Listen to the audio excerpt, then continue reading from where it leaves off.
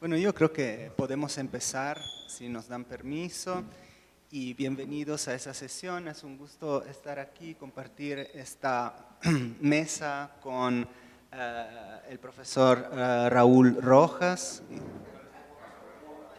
Rafael Rojas, perdón. Historia, historiador y ensayista. Tenemos acá su libro Historia de la Censura en Cuba, que pueden adquirir ahí afuera. Tenemos también a Celia González, artista visual, antropóloga cubana. Yo soy Alessandro, siguiendo un poco la conversación que tuvimos arriba, también un bicho raro porque soy italiano, vivo en Chiapas y estoy aquí moderando una sesión sobre censura en Cuba, ¿no?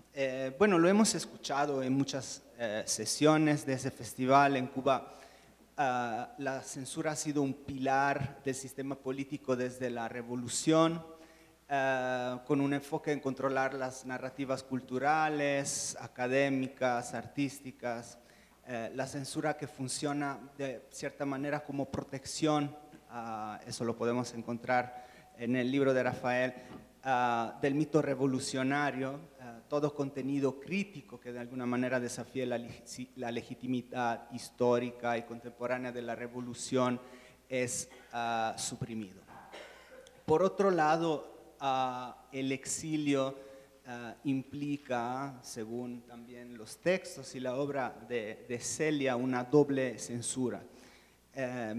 Por un lado, el régimen reprime directamente las obras de los artistas y al mismo tiempo su condición de exiliados los puede deslegitimar como personas que, sospechosas, que tal vez sigan una agenda política de desestabilización.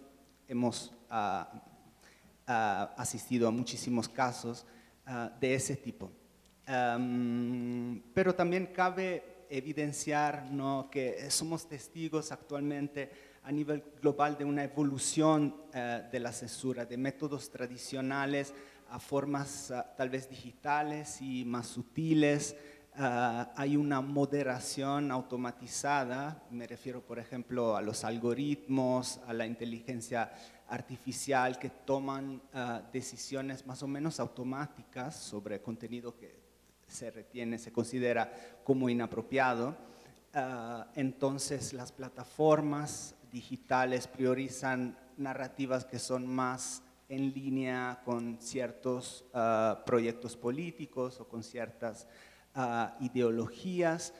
Lo hemos visto ahora en el contexto de guerras que tristemente está marcando, ¿no?, nuestra contemporaneidad en Ucrania, pero también en Medio Oriente. Las opiniones o también los intentos de visibilizar lo que está pasando están siendo automáticamente reprimidos en las redes sociales. El cancel culture se vuelve sistemático en términos de represión de las opiniones contrarias a cierto consenso dominante también sobre la guerra. Pero regresando a Cuba, me gustaría preguntar a Rafael sobre su libro Breve Historia de la Censura en Cuba, donde describe una línea histórica de cómo ha operado la censura en tu país, y si podrías explicar cómo se ha adaptado esa herramienta a los diferentes periodos políticos que han marcado la historia de la isla. Gracias. Bueno, encantado de verlas y verlos de nuevo en este foro. Y un gusto compartir con Celia esta conversación hoy al mediodía. En efecto, en el libro Breve Historia de la Censura y otros ensayos sobre arte y política en Cuba, en uno de los ensayos introductorios se hace un trazado de los mecanismos de exclusión de la política cultural cubana por medio de la censura o de los distintos tipos de censura a lo largo prácticamente de 6 décadas, empezando desde el primer año del triunfo de la Revolución Cubana y la constitución del primer gobierno revolucionario. Ya vemos ahí mecanismos de censura.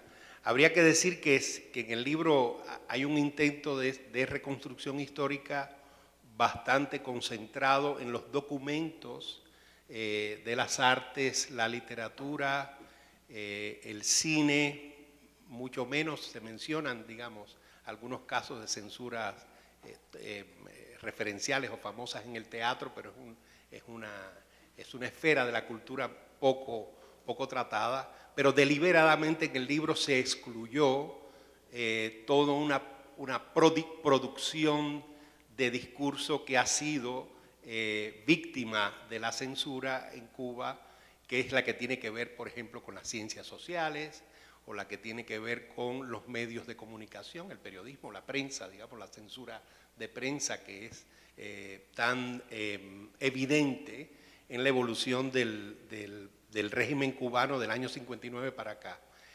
La tesis central es que la censura es, sí, un mecanismo de control, pero yo diría que es casi una necesidad funcional, estructural en un sistema como el cubano. Y el punto de partida que sigue el libro, un poco que tiene mucho que ver con una lectura favorable y al mismo tiempo tensa, polémica del estudio de la censura en los regímenes del socialismo real en Europa del Este, y otros sistemas políticos totalitarios o autoritarios de J.M. Coetzee, el escritor sudafricano que hizo esa historia de la censura. El punto de partida es ese, ¿no? De que hay una censura funcional, estructural, institucional, que responde al hecho de que el sistema político cubano, en su constitución incluso, plantea la existencia de una ideología de Estado que rige la política educativa y la política cultural. Entonces, ese es el punto de partida, digamos, conceptual. Ahora, evidentemente no se trata solo de una necesidad o de un elemento funcional del sistema. Evidentemente también cumple otras funciones la censura. La censura cumple, por ejemplo, la función también de consolidar la transmisión de un paradigma de producción estética o un paradigma de producción cultural que responda a la ideología de Estado. Por medio de la censura se excluye, ¿verdad? Se borran, se tachan documentos, a veces según el tipo o la modalidad de la censura se intervienen los documentos. Ustedes saben, en Cuba, por ejemplo, hay muchísimos casos en el libro, se editaron novelas, digamos, como Paradiso de José Lezama Lima, que tenía pasajes incómodos, ¿no? Para el poder político y cultural de la isla, y se editaba esa novela intervenida, es decir, purgada textualmente. A veces se editaron poemarios o obras de teatro como Fuera del Juego de Berto Padilla o Los Siete contra Tebas de Antón Arrufat, y junto con la edición de la obra se incluía en el mismo volumen una declaración de la Unión de Artistas y Escritores de Cuba que desautorizaba los premios que le habían concedido a esas obras y se calificaban esas obras como obras contrarrevolucionarias. Y eso daba pie a una desaparición de esos libros de la circulación dentro de Cuba. Pero bueno, hay otros casos que se mencionan ahí que no serían ni el libro intervenido, digamos, publicado, pero mutilado, o el libro acotado, ¿no? por el discurso oficial descalificado, sino el libro sencillamente prohibido, el manuscrito que nunca llega a las imprentas. Eso es lo más común, tal vez, en el caso de la política literaria cubana de la revolución de los años 60 para acá. Hoy es el caso, por ejemplo, del Mundo Alucinante de Reinaldo Arenas, una novela histórica, por cierto, ambientada en el México posterior a la independencia durante el imperio de Iturbide, y la figura central es Fray Servando Teresa de Mier, que es digamos, un patriota intelectual del México independiente. Cuando esa novela fue presentada a las editoriales y finalmente nunca llegó a ser publicada, fue rescatada editorialmente fuera de México. Pero pongo estos ejemplos en el caso de la literatura para insistir en la idea de que la censura es un mecanismo de exclusión muchas veces, otras veces de borradura, tachadura, otras veces de intervención, pero por medio de todos esos mecanismos cumple la función también de promover un tipo de literatura, excluyendo otras, ¿verdad? Eso yo creo que es perfectamente válido para las artes visuales, es algo que se comenta también bastante en el libro, por ejemplo, toda la relación ambivalente que tuvo el poder cultural y político cubano en los años 60 y 70 con el abstraccionismo en las artes visuales, ¿verdad? O sea, la promoción a la tolerancia de alguna estética o de otra. Eso es lo constitutivo o lo sistémico de la censura, prácticamente durante 6 décadas. Sin embargo, evidentemente se pueden marcar momentos, digamos, de mayor tensión o de resistencia contra la censura. El libro intenta no ser únicamente una historia de la censura, sino también una historia de la resistencia contra la censura, y se destacan algunos momentos, por ejemplo, los años 80, yo diría que fueron especialmente de una insurgencia cultural, intelectual, joven, que se enfrentó a los cánones estéticos del periodo más soviético del régimen cubano en la Guerra Fría, y que así como logró abrir un poco abrir los flancos de tolerancia del sistema político cubano, generó otro tipo de censura y otro tipo de represión. Yo creo que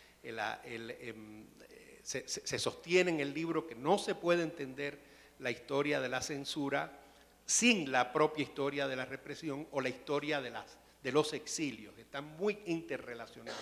Un autor censurado al nivel, digamos, de la descalificación o de la prohibición, casi siempre es un autor o un artista, una artista, ¿verdad?, que cae, se desplaza hacia una categoría de muerte civil, digamos, de estigmatización, de inexistencia, que es una modalidad del exilio interior, ¿verdad? Muchas veces una fase previa al exilio hacia el exterior, ¿verdad?, hacia la emigración forzada. Se mencionan muchísimos casos, tal vez otro momento de resistencia que se destaca es el de los últimos años.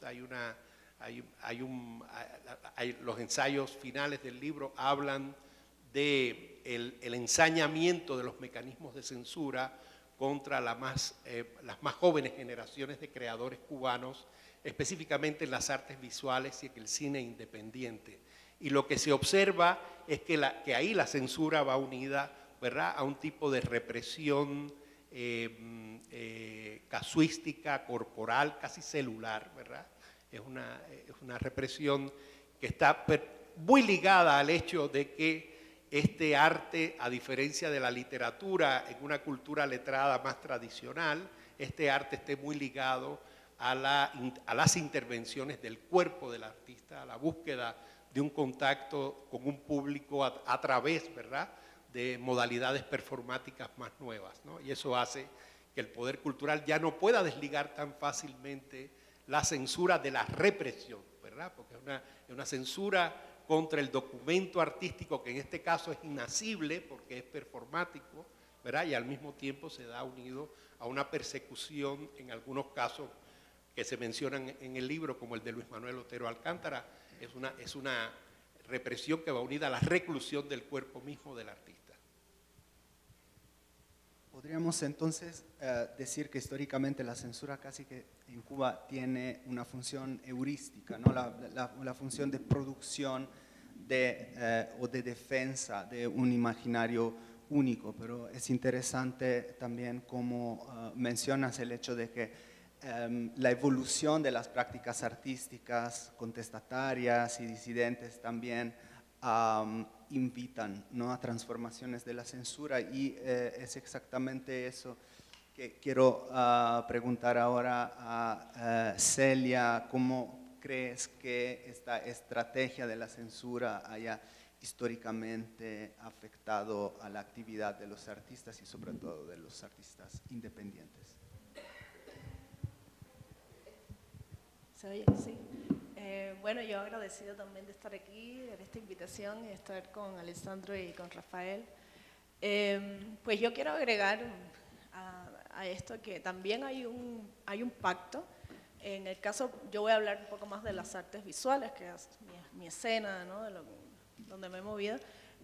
Hay un pacto también de un grupo de artistas con el Estado. Es decir, no es solamente del Estado en oposición al artista víctima, sino que el mundo del arte pues, ha vivido un grupo de privilegios, por ejemplo, vender sin pagar impuestos, sin tener como demasiada vista ahí, viajar cuando aquello era como un imposible para la mayoría de los cubanos, y pues eso requería una obra tibia en la que sí podía llegar a unos límites de, bueno, en los 90, por ejemplo, yo creo en las artes visuales pasó lo contrario, sí estaban los barcos, las representaciones de los barcos de la migración, creo que era como el mayor límite, como el límite de hasta dónde se podía llegar para no sufrir censura.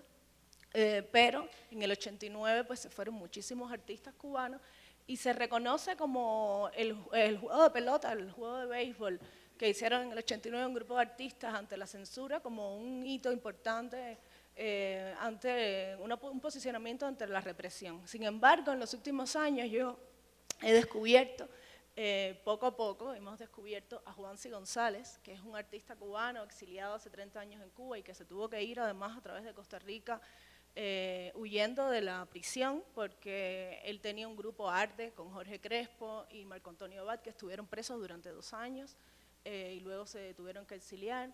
Y Juancy González fue borrado de la historia del arte no solo por el Estado, sino también por un grupo de artistas, incluyendo muchos de los que estuvieron en aquel famoso juego de pelota, porque se involucraron con activistas directamente. Y ahí el límite se cruzó demasiado. Es decir, a Juancy González le pasó un poco lo que le está pasando, lo que quisieron hacer con Luis Manuel, y es hacer ver dentro de la escena del arte intelectual que estas personas no son artistas. Es decir, borrar su capacidad como artistas y profesionales, empezando por ahí. Entonces tú no eres tomado en cuenta como artista, no vas a ser parte de estos privilegios ni concesiones ninguna, sino que vas a ser tratado como un activista y como un disidente, y eso implica el peor de los tratos. Por lo tanto, represión, golpes, prisión, ¿no?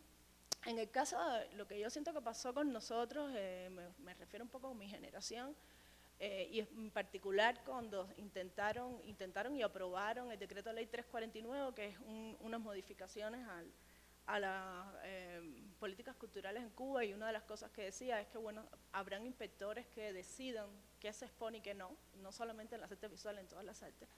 Y esto para proteger los buenos modales, ¿no? Una cosa así como súper clasista y es medio rara. Y cuando esto sucedió, pues los funcionarios del Estado nos decían a los que éramos graduados de escuelas de arte, que ya teníamos una carrera, en fin, no tienen nada que temer, esto no es para ustedes, esto es para gente como algún grupo de reggaetoneros o gente como Luis Manuel, que es un aficionado que nunca se graduó en escuela de arte, que además es negro y de un barrio pobre como San Isidro, ¿no? O del Cerro.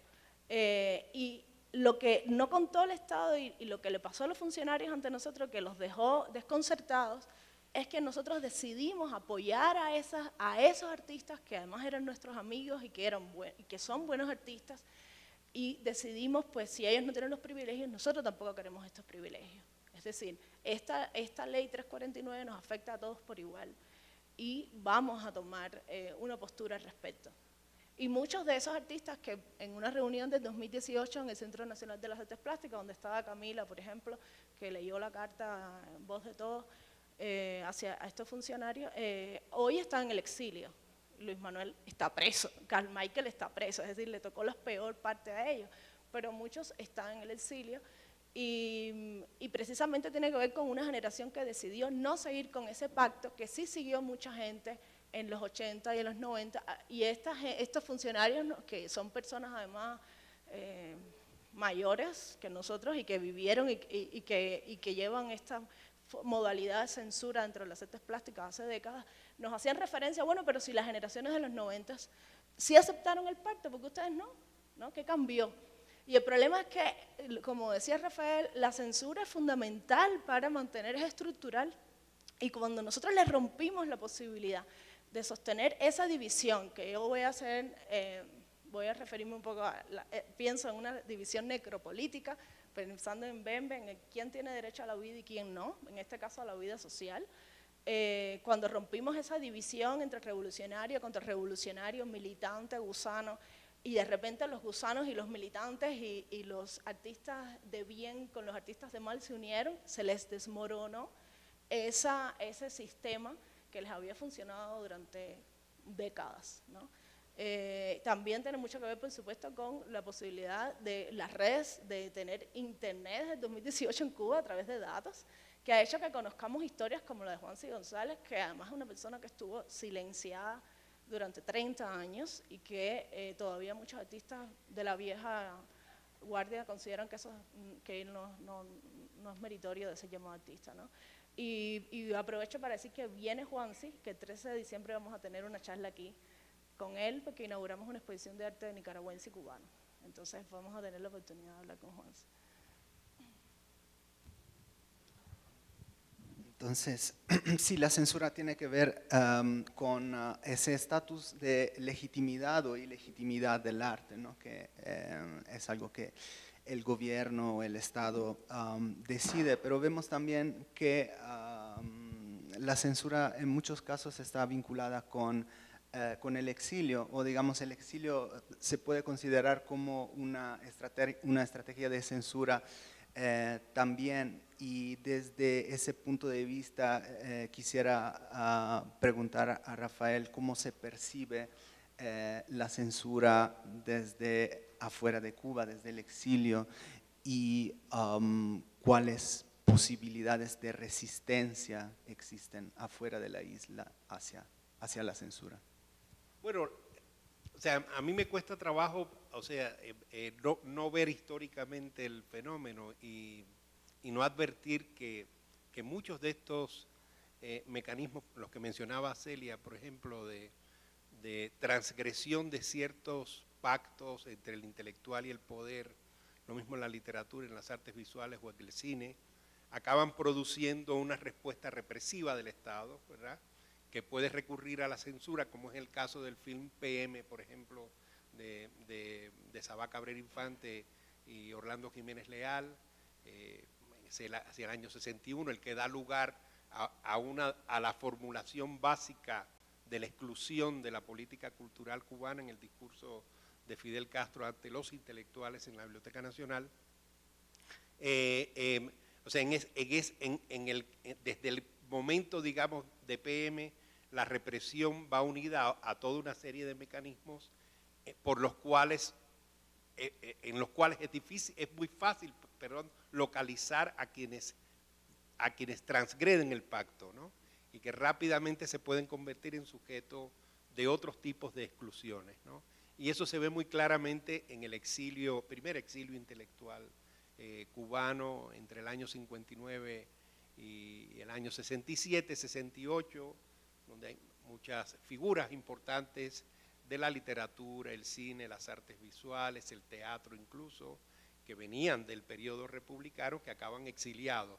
Antes de cada uno de esos exilios, antes del exilio de Jorge Mañach, o de Gastón Vaquero, o de Lidia Cabrera, grandes escritores cubanos del periodo republicano, hubo forcejeos, ¿no?, entre el Estado y la producción intelectual de esos escritores. Mañach, por ejemplo, se mantuvo escribiendo en la prensa cubana hasta finales del año 60, octubre, noviembre del año 60, y ya sus últimos artículos en la revista Bohemia eran censurados. Entonces la censura, ¿verdad?, es la antesala, digamos, de un tipo de exclusión posterior que es el exilio. Y en el caso del presidio, que es la otra forma, ¿verdad?, de reclusión que hemos mencionado aquí, también. O sea, Reinaldo Arenas es un escritor primero censurado y luego apresado, ¿verdad? Celia mencionaba el caso de Juan C. González que es el caso también de Crespo, de Marco Antonio Abad y todo el grupo de Arte y Derecho. Pero yo diría que no es el único caso. Ángel Delgado, por ejemplo, estuvo preso por un performance en la exposición El Objeto Esculturado, creo que un par de años de presidio.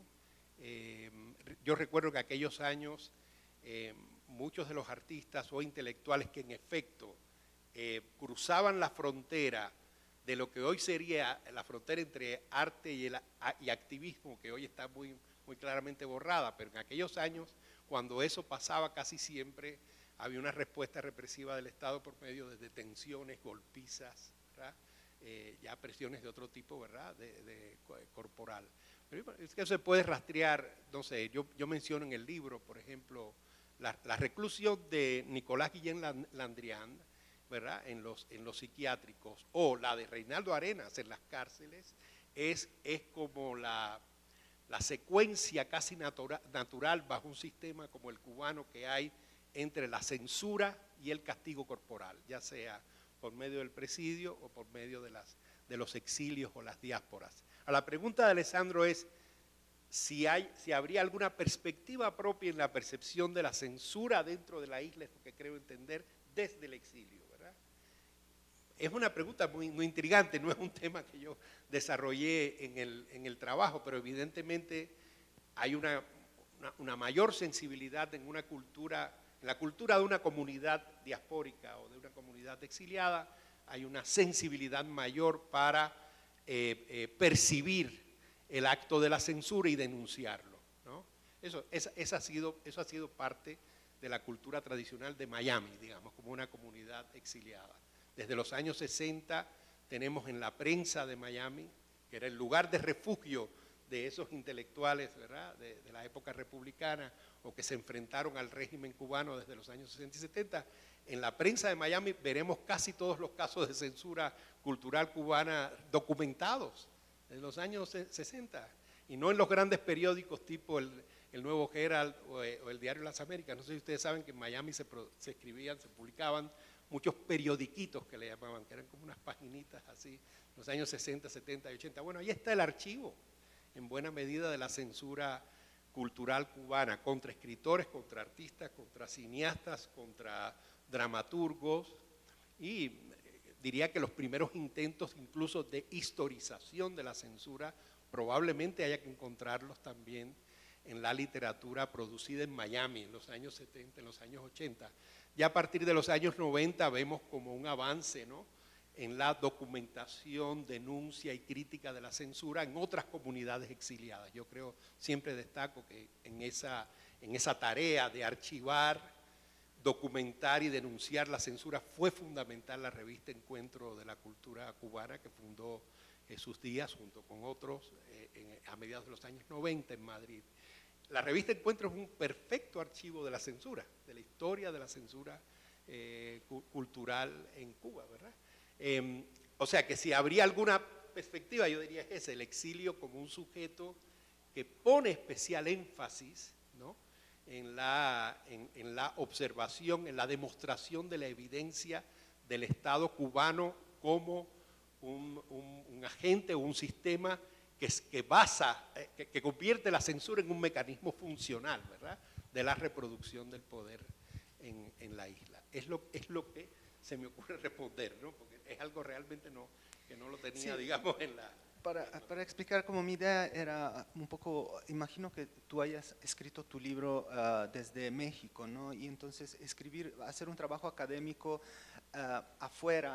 desde afuera del lugar donde los eventos que tú describes se están dando, es un proceso completamente distinto, ¿no? También el trabajo de archivo que imagino has hecho, ahora mencionas la revista y también las opiniones con que te has enfrentado en México mismo, de otros académicos, otros colegas u otras personas, deben haber influido mucho, ¿no?, en tu percepción, en tu visión, ¿no?, de lo que es la censura. Esa era un poco la curiosidad, ¿no? Bueno, o sea, el otro lado de la pregunta sí que no lo capté, aunque ahora me doy cuenta que lo dijiste. Sí, cuando se intenta una documentación, una historia de la censura en Cuba, desde fuera te enfrentas a las visiones casi siempre idílicas, mitologizadas, de la realidad cubana que hay en todos lados, ¿no? Eso nos pasó a nosotros en Madrid con la revista Encuentro o en las ciudades latinoamericanas donde la revista circulaba y naturalmente pasa con este libro. ¿Qué es lo que el discurso oficial cubano contrapone a una relatoría de la censura? Bueno, la existencia de un Estado cultural, como le podemos decir a partir de los estudios de Marc Fumarol y Antoine Compagnon, que es un Estado que se propone en efecto tener una política cultural, junto con una política cultural, un modelo de arte, de literatura, de cine, de teatro que habría que producir para moldear la ciudadanía que corresponde a ese Estado. Eso sería poseer un Estado cultural. La Revolución Mexicana tuvo su Estado cultural, los regímenes socialistas de Europa del Este y la Unión Soviética, por supuesto, también tuvo su Estado cultural.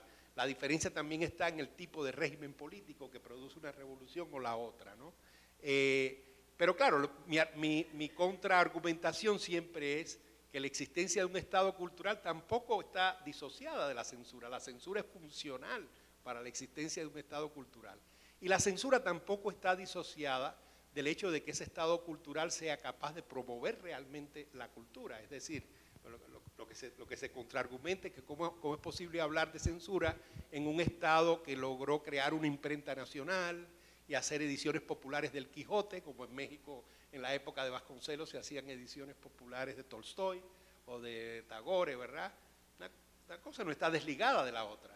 Se puede, sí, en efecto, crear una gran agencia de masificación de la cultura o incluso de viaje de la alta cultura, ¿verdad?, a los sectores de más bajos ingresos de la sociedad y al mismo tiempo seguir un guión muy exhaustivamente, muy riguroso de censura del arte que resulta disonante o disruptivo en términos de construcción del nuevo orden, ¿no?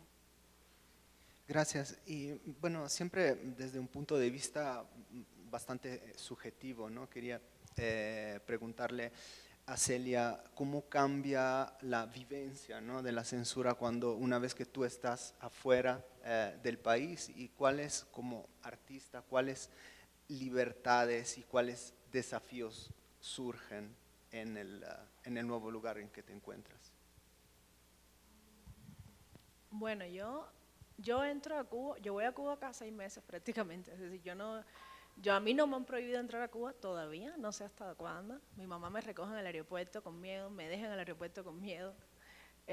Ahorita me estabas preguntando como mi participación en este evento, no sé, es decir, nunca sé hasta cuándo va a ser esta apertura, porque la seguridad del Estado funciona de forma aleatoria, no funciona de la misma manera para todos, ¿no?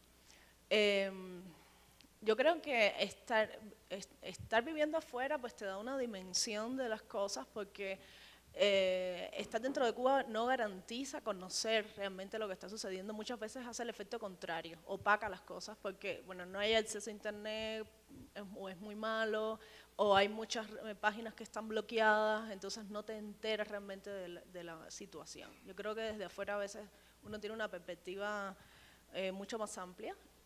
También hay un trabajo importante de la prensa independiente de informar en los últimos años que ha sido fundamental, y también una ciudadanía mucho más consciente y mucho más conectada entre sí, ¿no? Por eso surgió el 11 de julio también, porque un pueblo vio como el otro pueblo se levantaba, como el otro pueblo se levantaba. Entonces yo creo que hay una relación entre el adentro y el afuera mucho más compleja ahora que en los años 80 o 90, ¿no? O incluso que en los primeros años de los 2000. Y mucho más solidaria también, entre los que están afuera están al tanto de que estar, es decir, los que están adentro están al tanto de que estar fuera de Cuba no es una solución necesariamente, que también en ese exilio hay un sufrimiento, que también la gente que está afuera la está pasando mal. Ya no es tan probable este estereotipo, ¿no?, del que ha resuelto su problema económico o qué sé yo, ¿no?, pensando en la ciudadanía en general. Y por otro lado, estar afuera tampoco garantiza que uno no tenga miedo de lo que hace. Incluso las personas que ya han decidido no entrar más a Cuba o que se les ha prohibido la entrada, tienen familia adentro, y eso hace que pues te controles muchas veces, porque a lo mejor mi familia, por ejemplo, tiene al tipo de la seguridad del Estado que va e interroga a mis padres en la casa, pero es un interrogatorio y es una forma de advertencia también, ¿no? Entonces, pues, para mí es poner en riesgo también la salud mental de mis padres, ¿no? Que están... Entonces, estar fuera no garantiza no estar en una situación de, pues, de temor, ¿no? De miedo, de lo que de represión, ¿no? De constante posibilidad de regreso a esa represión psicológica, no necesariamente física, pero sí psicológica. Y yo desde ahí lo he vivido, ¿no? Yo sé que en el caso de otros amigos pasa lo mismo, es decir, los padres están o la familia que queda adentro es la que queda un poco vulnerable, ¿no? A las consecuencias de lo que uno está haciendo, ¿no? Sí, hemos visto también, hablando anteriormente, en la sesión anterior, en Nicaragua no pasa la misma cosa, el Estado, el gobierno amenaza o, digamos, reprime a las mismas familias de los artistas o de los disidentes. Entonces, ¿cuál es la reacción, digamos, de tu comunidad familiar, de tu comunidad de amigos que están en Cuba a esas provocaciones, a esas presiones continuas, ¿no?, que reciben por parte de las autoridades? Bueno, yo de nuevo voy a poner más complejo esto. Ahora mismo está la Bienal de La Habana, ¿no? Y, por ejemplo, me pasa que uno de los artistas que va a estar en la exposición en diciembre aquí ha decidido ir a la Bienal de La Habana, un artista de Nicaragua. Y yo de repente me quedo así como, ¿qué? No entiendo. Es decir, estamos haciendo una exposición al mismo tiempo que la Bienal de La Habana en México, precisamente como a forma de denuncia de esta relación entre arte y Estado, y va a ir a la Bienal de La Habana. No me jodas. Pero además no solo eso, sino que me pide, por favor, borra todo lo que has escrito, porque en los últimos años yo he estado escribiendo sobre arte cubano y nicaragüense, borra todo lo que has escrito que esté en mi nombre, bórralo, quítalo, no quita mi nombre, borra tus artículos. Es decir, censúrate a ti mismo para yo poder ir a la Bienal de La Habana, para yo poder hacer ¿qué en la Bienal de La Habana? Pues pactos, ¿no? Entonces todo esto es más complejo, porque aquí la gente también, vuelvo a decir, el mundo del arte, y en particular me refiero a las artes visuales, también intenta crear espacios de privilegios particulares que no son los mismos, que no funcionan de la misma manera a lo mejor para un periodista o para un activista, pero sí para un mundo en el que el glamour, la venta y los movimientos y las conexiones son importantes. Y entonces esto complejiza las cosas, es decir, tengo amigos, o personas que siguen siendo cercanos a mí o que estudiaron conmigo en la escuela de arte y que fueron mis colegas muchos años, que están participando en la Bienal de La Habana. Tengo otros que viven en Cuba y que han decidido, incluso siendo invitados, no estar en la Bienal. Es decir, hay muchos rejuegos en esto.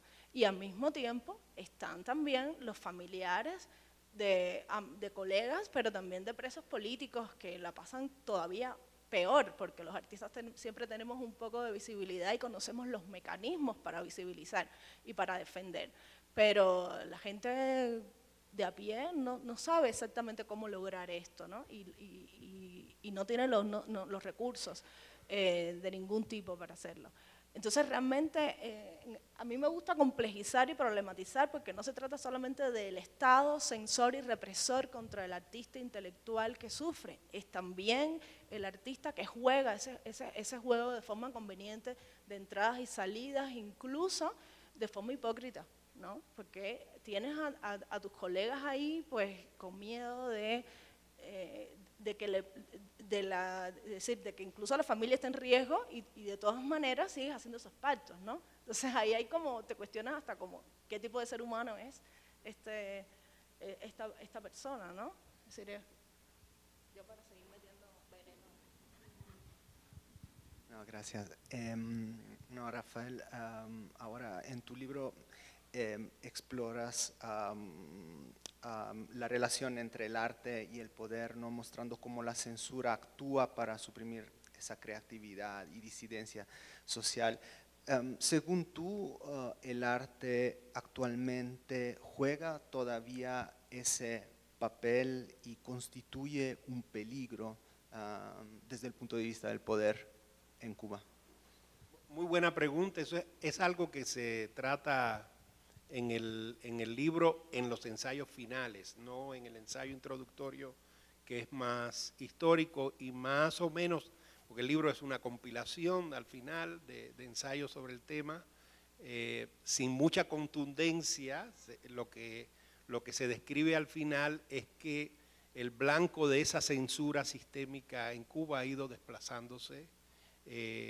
La literatura era fundamental como blanco de la censura en los años, objetivo quiero decir, blanco, ¿no?, en los años 60 y 70, porque era un tipo de documento de producción discursiva que colindaba o se filtraba muy bien con la ideología de Estado, que estaba en proceso, ¿verdad?, de sistematización, de consolidación. En los últimos años, yo diría, sobre todo con el cambio, con la revolución tecnológica que estamos viviendo y la nueva cultura digital, la literatura va quedando atrás como parte de una cultura letrada tradicional, ¿no?, muy propia, digamos, en el siglo XX hasta el periodo de la Guerra Fría.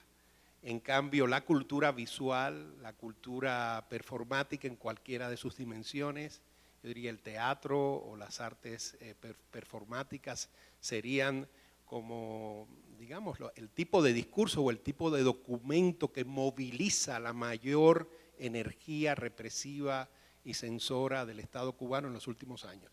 Yo terminé de compilar el libro a finales del año pasado, ¿verdad? En septiembre, octubre ya estaba el manuscrito, y a principios de este año, del 2024, la Asamblea de Cineastas hizo algo que yo no hice en mi libro, que es un intento de contabilización.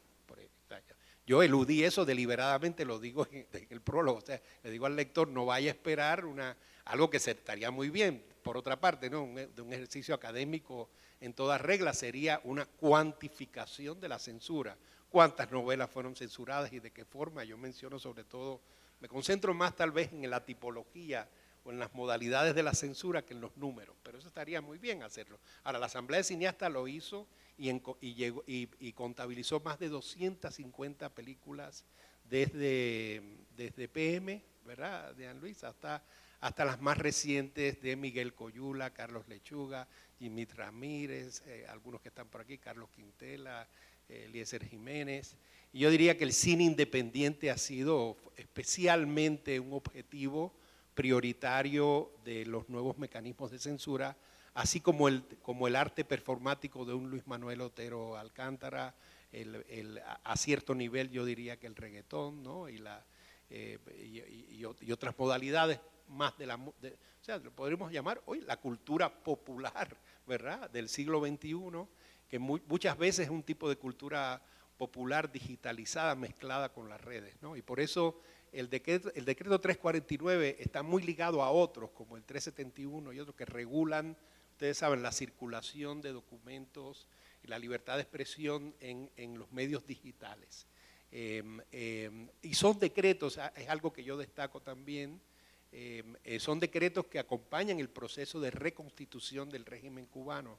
O sea, la Constitución cubana se aprobó en el 2019 y esos decretos son como apéndices a la Constitución porque intentan cerrar las pequeñas fisuras o los pequeños espacios que la propia Constitución podría permitir o abrir, digamos, para que se naturalice o se legitimice un arte independiente en Cuba. Es decir, es lo que podría decir. Esto quiere decir que la censura muta o cambia sustancialmente. No estoy tan seguro en el sentido de una vinculación orgánica entre la censura y una ideología de Estado. Lo que ha cambiado es la propia ideología de Estado. Ya no es un discurso doctrinario ligado al marxismo-leninismo o el nacionalismo revolucionario de los años 60 y 70, sino es un discurso de arropamiento, de legitimación de un poder de una manera más descarnada. Y por eso la distancia que antes había entre la censura y la represión, la vigilancia o el castigo corporal se acorta. que es lo que yo trato de describir en el libro a través de los casos de Luis Manuel Otero Alcántara y Tania Bruguera específicamente, ¿no? Y uno ve cómo se acorta esa distancia. ¿Por qué? Bueno, porque la censura ya no responde a un objetivo tan doctrinal, ¿verdad? Sino una censura que responde a objetivos represivos más inmediatos, ¿no? Bueno, hablando de herramientas de censura adoptadas por los estados y por los gobiernos autoritarios, sabemos que los sistemas educativos tal vez son de entre las más profundas, ¿no? Porque actúan sobre los jóvenes, sobre su desarrollo intelectual, personal y subjetivo. Si tú, Celia, has hablado de esto en alguno de tus ensayos, entonces me gustaría saber, según tú, cómo el sistema educativo cubano intenta las opiniones, las ideas y limita también el desarrollo creativo, en tu caso, de los artistas. Bueno, yo supongo que hay dos ensayos en los que hablé de esto, Entrar a la lluvia, y otro que hablo sobre el tema, sobre la participación. Y pues justo una de las cosas que a mí me ha quedado claro es que los espacios de participación y sobre todo en el espacio público tienen que ser controlados por el Estado. Eso es un límite importante. Es decir, un artista tomando el espacio público y llamando a la toma del espacio público no es algo permitido a menos que esté observado y controlado y diseñado por el Estado mismo, ¿no? Y esto es una cosa que desde los años 80, pues esta idea, por ejemplo, la creación de la Bienal en el 84 para el arte del tercer mundo, África, Asia, América Latina, pues entonces era como el progreso, la izquierda, la apertura, todo esto. Esta era como la narrativa, sobre todo para una mirada internacional, ¿no? Y al mismo tiempo habían proyectos educativos para los jóvenes artistas que empezaban además en la escuela de arte con 15 años, como arte en la carretera, arte en la fábrica y cosas así, que era como, bueno, los artistas se integran al proletariado y trabajan y están con el trabajador y hacen como, sí, es una imitación, ¿no? Es decir, no eres mejor que un obrero, eres como un obrero y tienes que ir pues a trabajar con ese obrero y en todo caso pues diseñas unas imágenes que vas a poner en una cortina de baño o en un florero o en unas cosas así, ¿no? Y de esto se trata pues entonces la participación, ¿no? La propuesta participativa del Estado a través de las artes visuales es esta, es decir, hasta ahí es donde puedes llegar.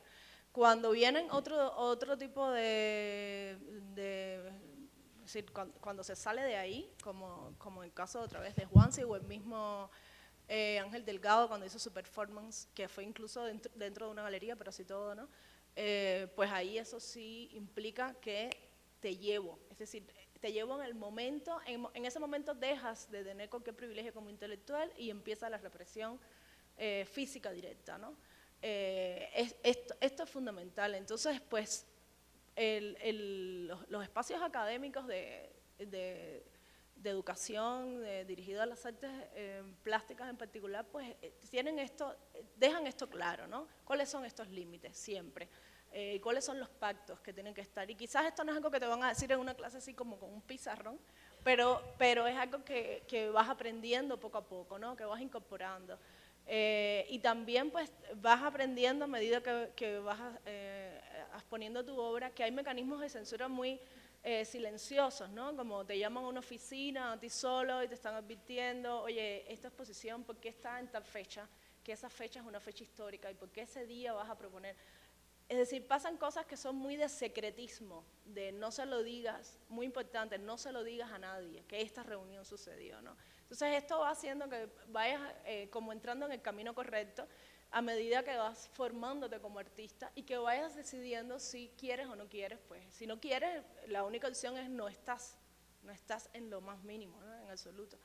Entonces, pues sí, el sistema educativo es un sistema que pues te enseña las cosas básicas, por supuesto, como qué sé yo, técnicas y conceptuales, pero que al mismo tiempo también te va enseñando cuáles son los caminos para que puedas hacer, y además te promete buenas carreras, ¿no? Es decir, te promete pues bienales, te promete viajes, te promete compras, o te promete exilio. Tú eliges, ¿no? Y eso lo vas aprendiendo a medida que vas creciendo pues en esos espacios. Sí, eso es bastante relevante, ¿no? Porque el campo del arte es significativo en eso, porque el arte siempre es siempre transformador, ¿no? Siempre nos invita a mirar más allá de lo que hay, entonces contenerlo en un sistema educativo, contenerlo en políticas estatales, no solo en Cuba, ¿no? Pero en cualquier lado es bastante complicado. Voy a hacer ahora la última ronda de preguntas y después les invito también a participar con sus reflexiones o preguntas, si las tienen. Bueno, y la última pregunta que te voy a hacer tiene que ver un poco con el concepto de revolución y con el hecho de que el arte tenga un papel transformador, ¿no? Siempre una perspectiva revolucionaria, digamos, ¿no? El arte y la literatura. Entonces, ¿cómo se conciben y autodeterminan, ¿no? Un arte y una literatura transformadora en un contexto donde el concepto de revolución ha sido completamente monopolizado y apropiado por el aparato de gobierno, ¿no? Sí, es fascinante el tema y se están produciendo estudios muy interesantes sobre cómo, por ejemplo, en países como Nicaragua o Venezuela, la retórica revolucionaria que ha sido, como tú bien dices, monopolizada por el Estado, usurpada por el Estado, convertida por el Estado también en una especie de usura simbólica, de uso simbólico permanente, se revierte y es como metamorfoseada, es apropiada también por las nuevas generaciones de artistas, de activistas, de intelectuales críticos en esos países para confrontar la usura simbólica del poder, ¿no? Y entonces tenemos en el caso de Nicaragua y en el caso de Venezuela, por ejemplo, estas manifestaciones de arte popular que vuelven a reasumir la figura de Augusto César Sandino, por ejemplo, en Nicaragua, o la resemantización de Bolívar en el caso de Venezuela. Yo creo que en el caso cubano hay un fenómeno parecido y tiene que ver con que las generaciones más recientes, es algo otra vez que creo que pasó en los años 80, pero yo diría que de un modo más extendido, generalizado, con la más reciente generación, la generación, vamos a ponerle así, del 27N y del Movimiento San Isidro. Es una generación que tiene, por un lado, un proyecto clarísimo de memorialización de la censura, y eso se ve en obras, por ejemplo, en el cine independiente, Santa y Andrés es la memorialización de la censura de Delfín Prats. El documental de Pavel Giroud es la memorialización de la censura del caso Padilla. El de Ernesto Darana sobre Guillén Landrián es otra memorialización de la censura. O sea, hay una reconstrucción, un ejercicio de reconstrucción histórica de las víctimas de la censura, de la represión, de la exclusión, del exilio. Lo más perverso de todo y lo más deprimente a la vez de todo es que esos documentos que memorializan la censura experimentan su propia censura por parte del Estado. El Estado está no solo censurando los documentos críticos, sino la memorialización, la historia crítica de la censura misma. Ahora, yo veo, sí, como un elán revolucionario, una vuelta un poquito no sé si a la revolución, pero sí evidentemente a la rebeldía, a la revuelta, a la insurgencia, en el arte visual más reciente en Cuba y específicamente en la parte de ese arte que se acerca a esta dimensión performática que yo mencionaba, en el caso de Luis Manuel Otero Alcántara, donde yo creo que su arte no puede disociarse de su rol como líder cívico, como actor cívico, o en el propio concepto de artivismo que ha promovido, defendido mucho Tania Bruguera. Ahí evidentemente hay una vuelta, ¿verdad? O un regreso con, eso sí, con sus propias ironías, ¿verdad? Tampoco es una vuelta tal cual, pero sí a ciertos elementos de la energía revolucionaria de un arte de vanguardia, un arte creativo, un arte que desafía, ¿verdad? Desde abajo. Siempre con el dilema, que es el mismo dilema que tuvieron los artistas intelectuales y escritores jóvenes en México, por ejemplo, en la generación del 68, el dilema que implica reivindicar alguna energía revolucionaria frente a un Estado que ha congelado una revolución. Entonces, el discurso de la revolución congelada, por ejemplo, era muy común en el México del 68, en la obra de Revueltas, por ejemplo, ¿no? Era de José Revueltas, ¿no? Decía, nosotros tenemos que hacer el trabajo doble, tenemos que reivindicar la revolución y desafiar el congelamiento de esa revolución por una burocracia gobernante, ¿no? Yo creo que es algo parecido, ¿no?, a lo que está sucediendo en estos tres países con respecto al legado revolucionario.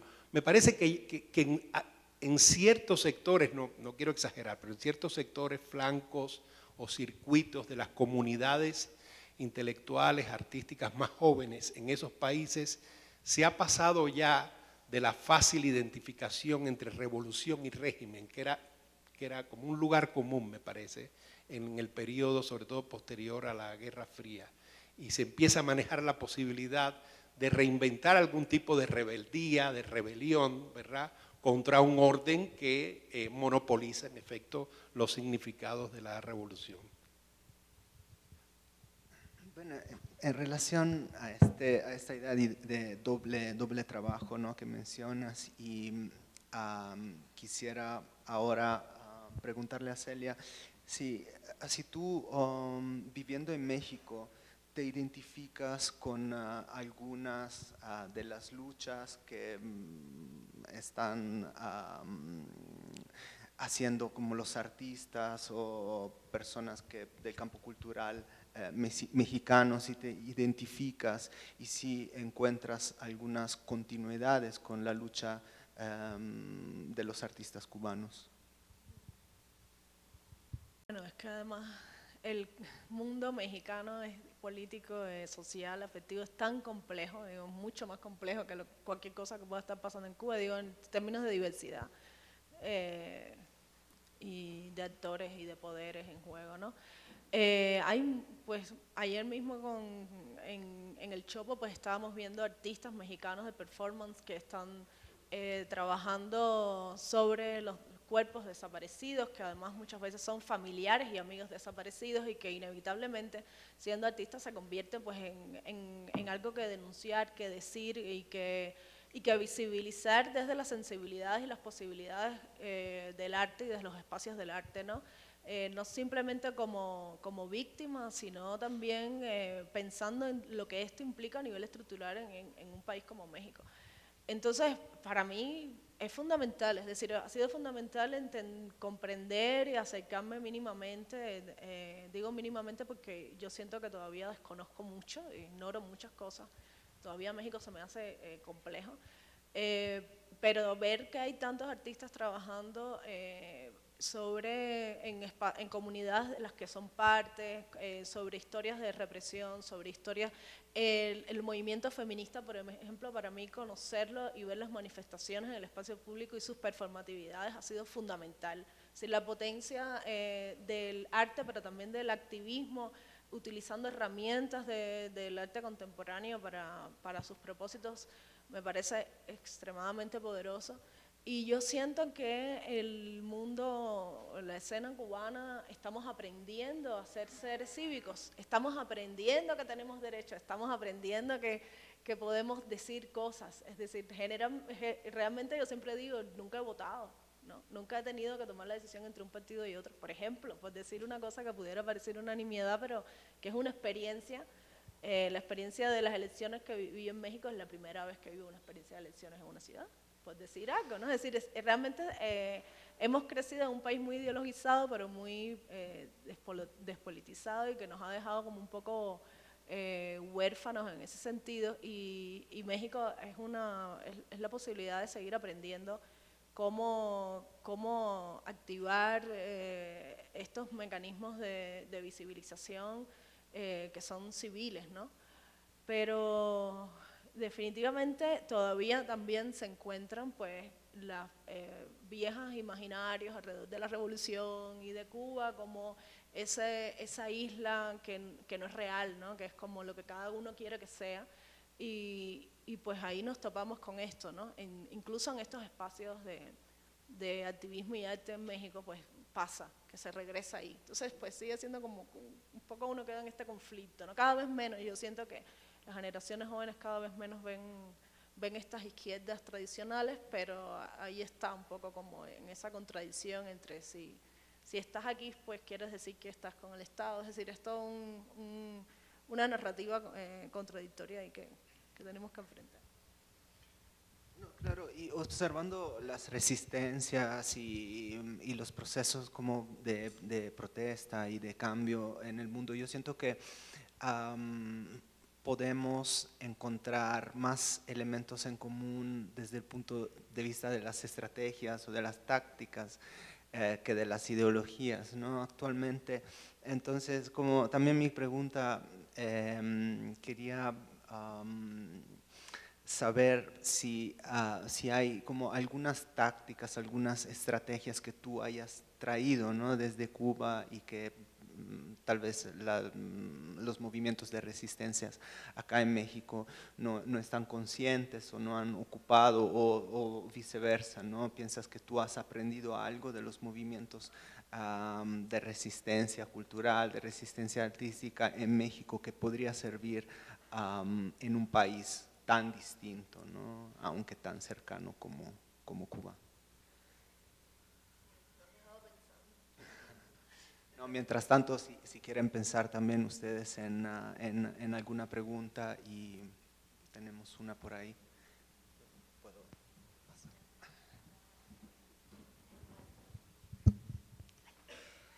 Bueno, primero muchas gracias por compartir sus perspectivas, la verdad es que son muy enriquecedoras.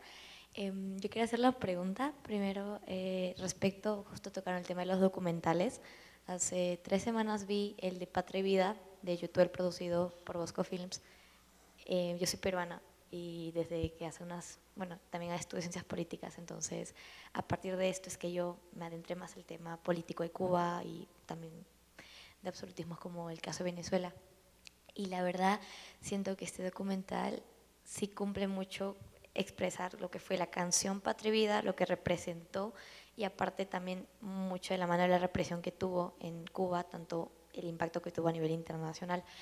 Mi pregunta va un poco más allá de cómo es trabajar en el ámbito yo considero que hay mucha gente que al día de hoy cree que el arte es solo estético, ¿no? Que no tiene un propósito más allá de embellecer, y yo no estoy de acuerdo con ello, pero siento que es algo que debatimos día a día, ¿no? De demostrar que el arte tiene un poder político, al fin y al cabo todo lo que hacemos como humanos es político. Entonces quisiera saber, en su experiencia más de trabajo con documentales y artistas, este factor que siento que es contraproducente para el impacto mismo que se hace al momento de reportar la censura, cómo se ha podido manejar o dialogar quizás en el proceso mismo. Podemos tal vez otra pregunta y después tenemos más. Entonces, bueno, primero y ¿querías, verdad? ¿No? ¿Quién quería? Bueno. Yo era solo hacer un comentario. Más que una pregunta es un comentario con respecto a lo que estaba describiendo Rafael. Porque hay una cuestión que yo creo que tiene que ver mucho con la focalización de la censura en los últimos años sobre el tema del audiovisual independiente, y es que por supuesto que de manera no concertada, pero evidentemente de forma así muy intensa, uno de los trabajos fundamentales que ha hecho el audiovisual cubano contemporáneo en los últimos 20 años, el independiente, ha sido deconstruir, desmontar la ficción ideológica del Estado totalitario. Lo han hecho sobre todo desde la no ficción, pero también desde la ficción. Y eso me parece que el aparato censor lo leyó de una manera muy, muy rápida, muy inmediata, y por eso en buena medida se concentró ahí el accionar punitivo. Lo que pasa es que hay algo que me lo confirma, y es la vuelta de tuerca que le está dando ahora el aparato de producción estatal a la construcción de un nuevo repertorio de relatos. O sea, que en todo caso estarían buscando construir la ficción de la ficción. Serían, en cierto modo, películas metaficcionales en torno a esa ficción ideológica del Estado, porque básicamente se trata de películas que están tratando de contar la visión más blanqueada posible de aquellos que se consideran hitos, digamos, estatuarios. Es como una especie de nueva monumentaria del Estado, que en este caso está haciendo películas sobre Teófilo Stevenson o sobre Arnaldo Tamayo, el primer cosmonauta cubano en el espacio. Entonces, frente a eso, te encuentras a Miguel Coyula, que hace 15 días acaba de hacer una película sobre el propio proceso de censura de su carrera y de la de la actriz principal de sus películas y su pareja, Lynn Cruz. Evidentemente hay una condición en la que el aparato de producción de relatos estatal va a tratar de cooptar, lo está haciendo, de cooptar cineastas con los cuales pueda negociar para que representen esa visión, digamos, lo que vendría a ser como una especie de cine de encargo estatal, que es algo que están haciendo no desde ahora, desde hace tiempo, pero ahora se lo han tomado de manera mucho más seria, mientras que por el otro lado el cine independiente cada vez está profundizando más en esa visión, en esa cuestión de desmontaje de la ficción ideológica del Estado, que bueno, es un concepto que ya planteaba Hannah Arendt y que para mí es fundamental a la hora de mirar esta cuestión de lo que ha pasado con esa censura especial, profundamente visceral contra los cineastas independientes.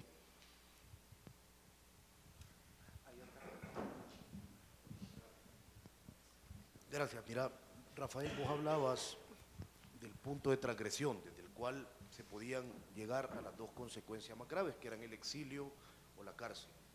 Y vos, Celia, decías ahora mismo que no sabes en qué momento se te va a imponer absolutamente eso, en cuál entrada es cuando te van a decir ya no. ¿Ustedes reconocen algunas características que compongan esa línea roja? ¿Qué es lo que tenés que hacer para que llegue ese punto donde el castigo sea la cárcel, donde el castigo sea el exilio? Esa línea se ha movido durante el tiempo de alguna forma. Y la segunda pregunta, que es mucho más trivial, yo vengo de El Salvador y actualmente, con todas las diferencias que existen con lo que ha ocurrido en Cuba, si Bukele o su aparato dicen algo, eso va a misa, ¿vea? La popularidad de este hombre es absoluta.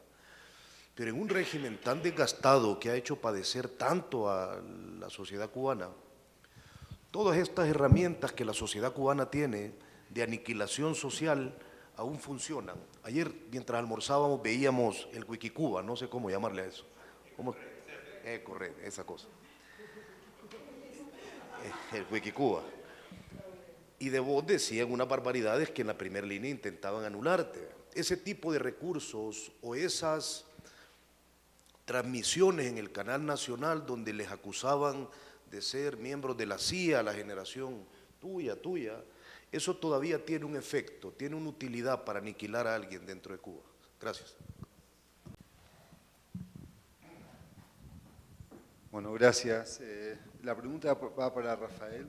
Una pequeña reflexión, porque lo disparó en su primera intervención sobre Paradiso de Lezama, ¿no? Y la pregunta que quería hacerte, y recordar algo, ¿no? La revolución creería que fue muy eficaz en construir una fraternidad letrada, como casi ningún otro Estado en América Latina. Una fraternidad letrada que se extendió tanto en América Latina como en Europa. Y lo que recuerdo, y quisiera que me corrija si no es así, que fue Cortázar el que escribió un ensayo para llegar a Lezama y que logra y ya no sé si es un mito, frenar el hostigamiento, y eso te estoy preguntando, si es parte de un mito o si fue verdad, sobre ese famoso capítulo 8, ¿no? de Paradiso. Y entonces, diría, ¿no te parece que todavía queda o resta? Y entonces, en este caso, digo, la revolución, en este caso Fidel, estaba atento a lo que decían los intelectuales, algunos intelectuales de peso, y en especial los intelectuales del boom, ¿verdad? Que no eran cualquiera, es decir, eran palabras de peso. Ya no digamos Vargas Llosa, que ya había roto, pero García Márquez, ¿no? Que permaneció amigo de la revolución. Digo, me gustaría que reflexiones sobre eso, y después siempre tuve una duda con respecto a este episodio nuevamente de Lezama, pero también que se hacía extensivo hacia Virgilio Piñera. El silencio de alguno de sus contemporáneos, me refiero, por ejemplo, a Cintio Vitier, parte de la familia origenista, frente al hostigamiento y al ostracismo al que fue condenado Virgilio Piñera hasta el fin de sus días, y el hostigamiento hacia Lezama por ese famoso capítulo 8. Ese silencio fue por complicidad, por acomodarse con el régimen o por aceptación de ese estado de situación. ¿Se entiende lo que pregunto? Digamos, ¿cómo? ¿Al silencio de Vitier? Sí, por ejemplo, de Vitier y de otros intelectuales de peso.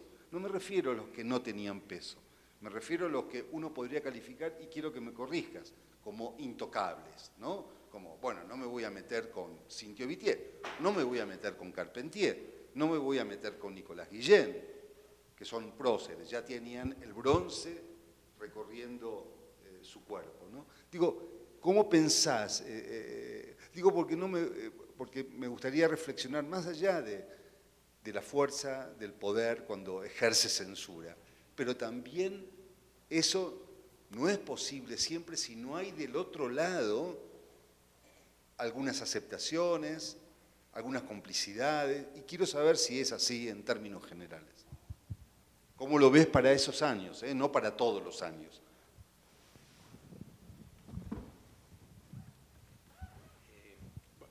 Intentamos responder todas, ¿no? Sí, porque ya estamos sobre el tiempo, creo, ¿no? Bueno, y muy brevemente, desde luego, porque no podré detenerme en todas, bueno, en algunas en las que creo que eran preguntas que tienen que ver con mis intervenciones en esta mesa, ¿no? Primero, sobre Patria y Vida, la verdad es que yo no sigo muy de cerca la documentalística cubana o sobre Cuba reciente como Dean Luis y otros colegas que están aquí, que podrían hablar mejor que yo sobre eso. Lo que sí podría decir sobre Patria y Vida, bueno, es que espero que se entienda, ¿no?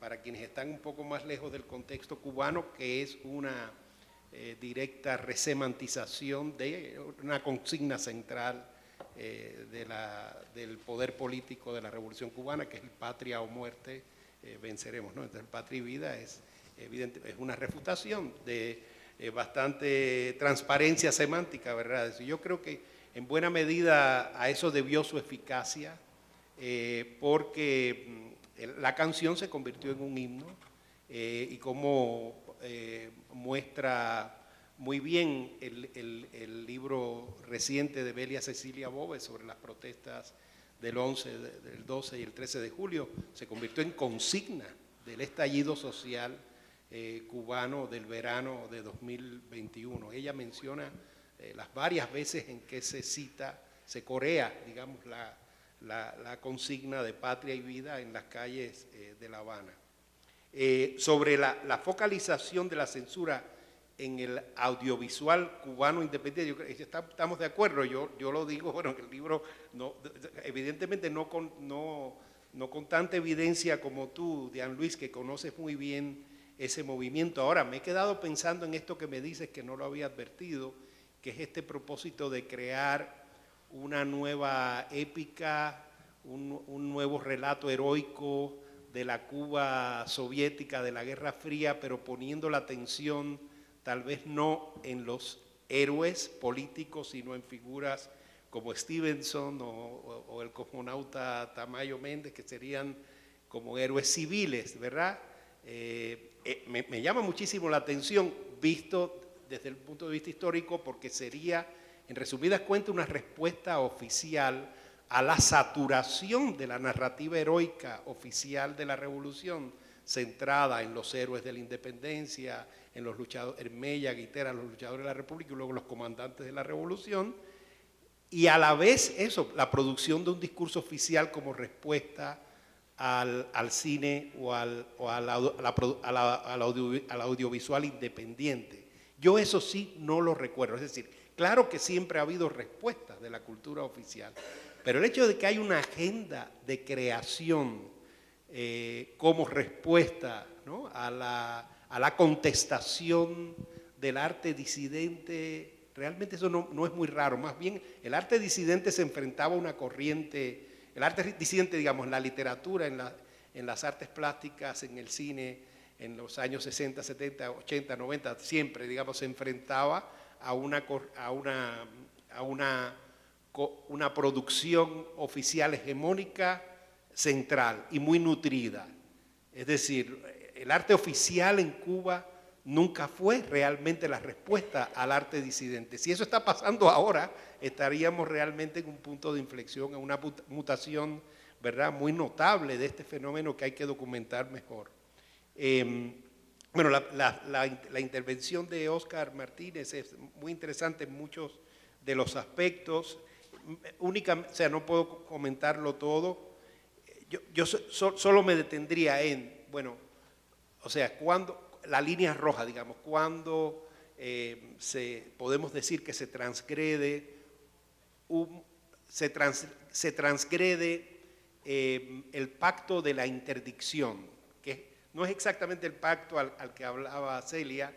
Yo creo que ella se refería a un pacto, digamos, más mafioso, ¿no?, digamos, entre los artistas, más siciliano, entre los artistas y el poder, y los artistas y los burócratas, pero un sistema de censura se basa, digamos, en la aceptación de un pacto de interdicción, donde hay ciertas cosas que no se pueden decir, ¿verdad?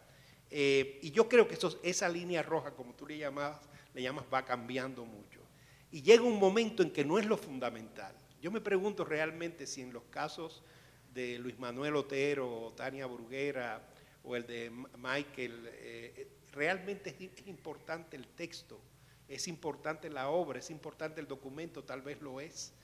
Pero tal vez lo más importante es el involucramiento de los cuerpos de estos artistas en una transgresión, ¿verdad?, de los límites entre cultura y política, arte y poder, activismo y ciudadanía, como se le quiera llamar, ¿verdad? Es la búsqueda, digamos, de un efecto de movilización directo de la ciudadanía que se convierte en intolerable, ¿verdad?, por parte del poder. Y sobre el efecto de la descalificación en las publicaciones oficiales con acusaciones que a muchos, muchos colegas fuera de Cuba, sobre todo que no vivieron de una manera tan central o intensamente la Guerra Fría, pueden sentir que siempre fueron trasnochadas, como de agente de la CIA, cómplice del imperialismo, cómplice, ¿cómo es que decían en nuestra época, en la época de la batalla de ideas? Cómplice del genocidio, porque si tú eres agente del imperialismo, entonces tú eres cómplice del genocidio de Estados Unidos en Irak, en Afganistán, y ahora probablemente del genocidio de Israel en Gaza, ¿verdad? Bueno, ese tipo de descalificaciones, sí, yo creo que sí siguen funcionando, tienen su peso, específicamente su receptividad en las comunidades de intelectuales, artistas, académicos más jóvenes dentro de la isla, que comienzan por lo general sus carreras dentro de los círculos institucionales. Y lo que reciben, ¿verdad?, como primera información de muchos es esa, la que está en Ecurret. Luego también sirve como un mecanismo de presión a nivel internacional, porque sigue pasando, me consta que muchas de esos expedientes que hay en Ecurret los ponen a circular las embajadas de Cuba en cualquier ciudad del mundo, en cuanto aparece un nombre que va a participar en un congreso, en un seminario, y lo ponen a circular para tratar de presionar, persuadir a las instituciones de que excluyan esos nombres que están vetados en Cuba, ¿no?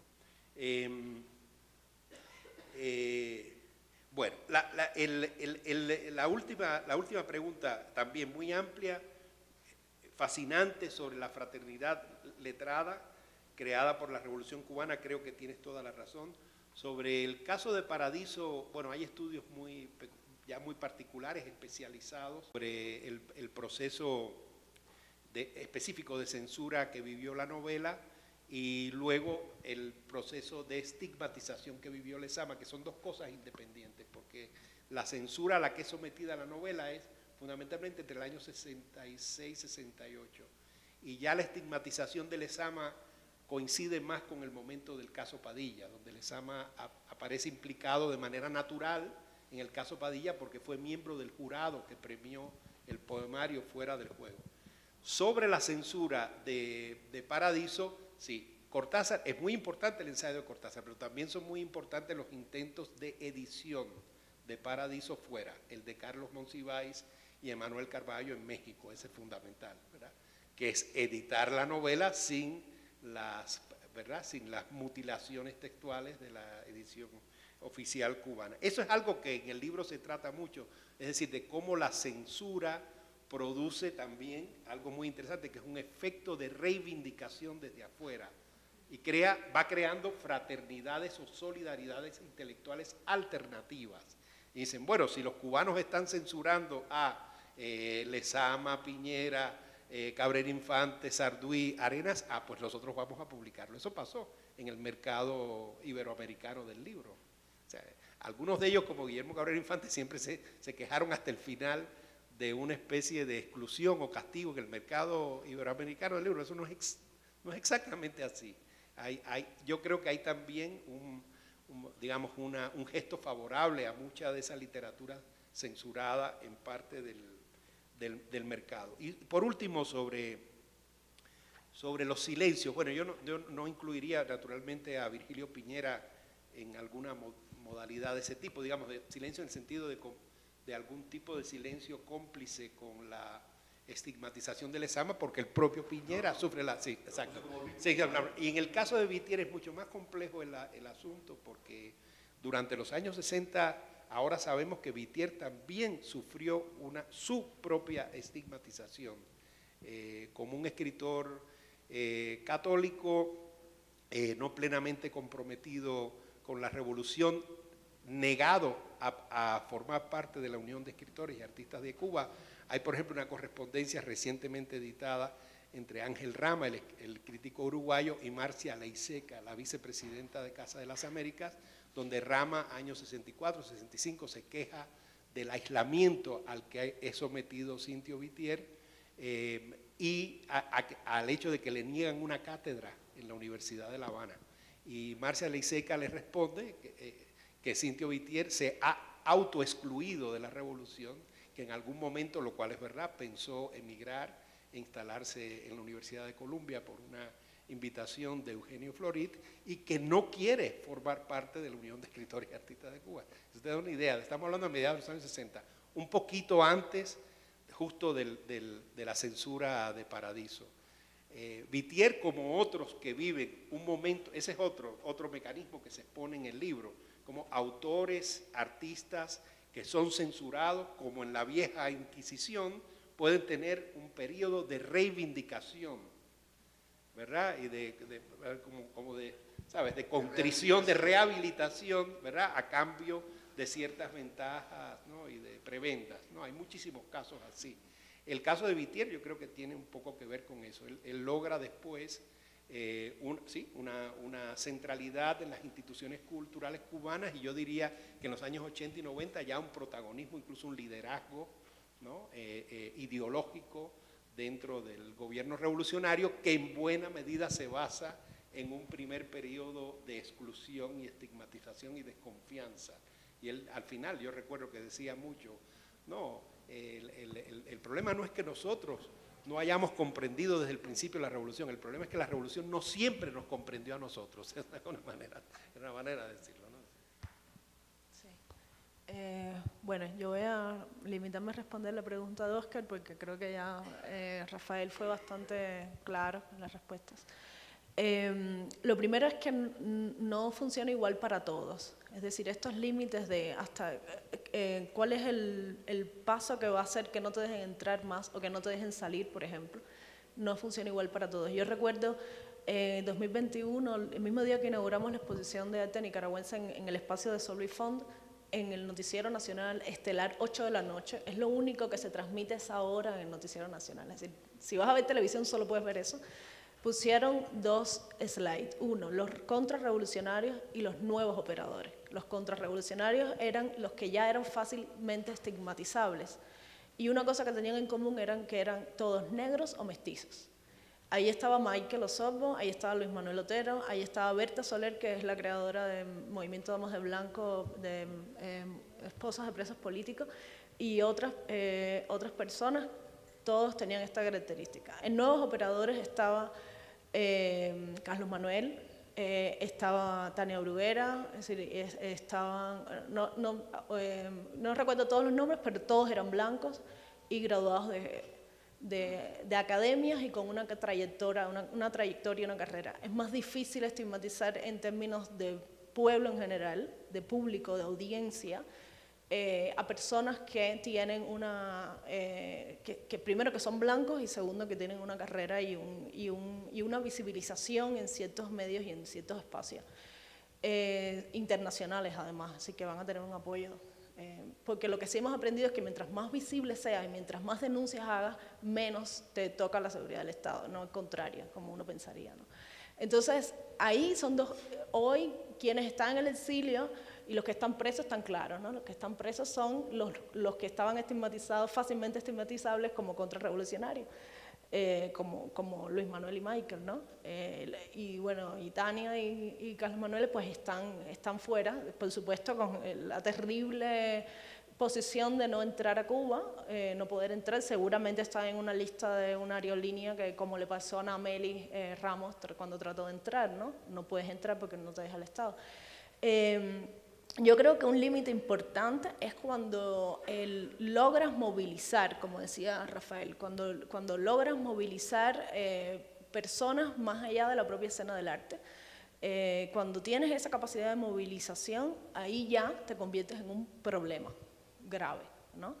Y cuando tú expones tu cuerpo ya en un espacio público, y esto se hace además a través de las redes sociales, a través de internet, Facebook, qué sé yo, Instagram, cuando esto se empieza a mover y ya se les va de las manos. Una de las cosas que a nosotros, por ejemplo, a mí me pasó el 27 de enero, cuando nos llevaron todos, un grupo de 20 personas, por una manifestación tonta en la que leíamos unas palabras, un poema de José Martí frente al Ministerio de Cultura y finalmente nos arrastra a la policía de forma tan violenta. Lo que pasó al otro día es que la señora que vendía hamburguesas en la esquina de mi casa me reconoció.